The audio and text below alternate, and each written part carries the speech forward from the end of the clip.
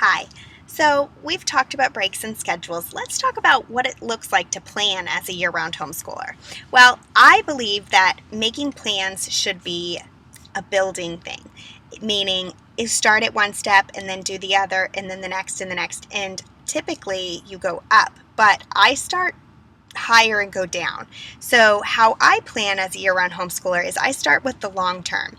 The long term is what I start with because I want to have a yearly goal of these are the things that I want to cover throughout the year with my children. So first of all, I choose all the subjects we're going to cover.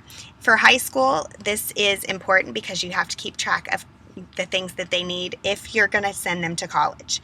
If they're going to trade school or just going to work straight out of high school, it isn't as stressful as if you are going to do credits. But even high school isn't as hard as I thought it was going to be. But that's a story for another day.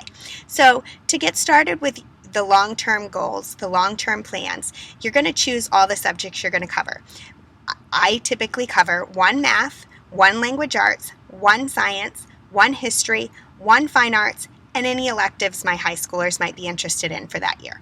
So those are my long-term goals. I write out the subjects that I'm going to cover, and then as I purchase them or research them, I write in the curriculum that I'm actually going to use for each of those subjects.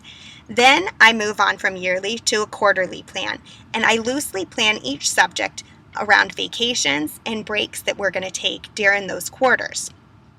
After I make my quarterly plans, I go on to my monthly plans. At that point, I determined the start and end lessons of the units or courses or curriculum we're going to use. So I know I'm going to start with this lesson this month and I want to end with this lesson this month, so that I know on a monthly basis where we should be in all of the courses, subjects, and curriculum we're using. This is also the time that I add in any field trips we're going to be taking on, because that's when I see the details. Okay, this month we're going to be learning about electricity. Let's go to the power plant.